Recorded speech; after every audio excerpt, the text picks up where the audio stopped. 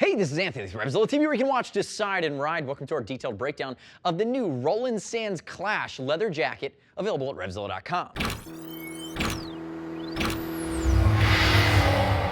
The new aggressor from Roland Sands, this is the Clash. Its parents were the Mission and the Rocker previously. This guy takes it to the next level. We've seen the Ronin do so well, classic but aggressive from Roland Sands. The Clash now has a similar fit as the Ronin. It's going to be that aggressive fit, that cafe fit, but this takes it to a really new place with a lot of quilting, that asymmetrical classic rockstar front design, and you're going to see a lot of zippers for style as well as the goat perforation, the goat perf leather coupled with your airborne leather. It's using the top of the food chain 3-dye, 3-wax, 3-tumble process leather. It's the airborne leather from Roland Sands, and it's the bigger investment. You're going to be spending north of 6 bones on this. It comes in this oxblade, which is way over the top, but there's also going to be the black colorway as well. Now, as we look at Raph here rocking out his oxblood Clash with his rocker red selvage jeans, keep in mind, let's talk briefly about fit. Aggressive cut. Raph is 5'11", 180, 43-inch chest. He's wearing a size large. This would fit him.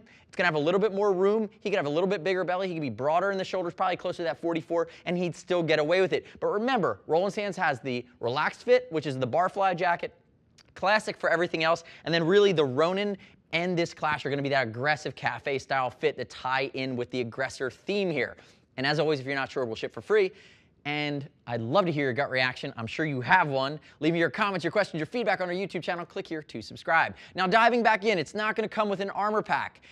You're going to need to purchase CE-rated shoulders, elbows, as well as the back armor. It's just north of 30 bucks. It's made by Forcefield. It rocks. You need to do it and put it in. It's going to have pockets within the satin liner. And again, we talked about the hardcore north of 1 millimeter cowhide, premium cowhide, and the beauty of it, it's not painted leather. It's airborne leather, which actually uses pieces of the animal that have imperfections. They have scars. You're going to see the DNA of the cow in the natural finish. It's not embossed. There's no patterning here. So what you're going to see is everyone breaks in slightly different. Everyone looks a little bit different. As it picks up dirt and as you ride in it, it's going to feel different, both with the oxblood color and the black. Now, looking at the front here, see the quilting, offset YKK zips, all the details here on Roland Sands, the circle dot logo with these YKK zips up the front and down all around the pockets. You're going to notice some of your pockets here in the sleeve. And anywhere you see that perforation, that's going to be goat skin. And that goat skin is going to allow it a little bit more flexibility, a little bit more lightweight. Seasonality on a leather like this is really going to be spring and fall. Don't get it wet. Rock it into the summer, depending on your temperature tolerance. Beef up your layers underneath it and rock it all winter long. It's really up to you.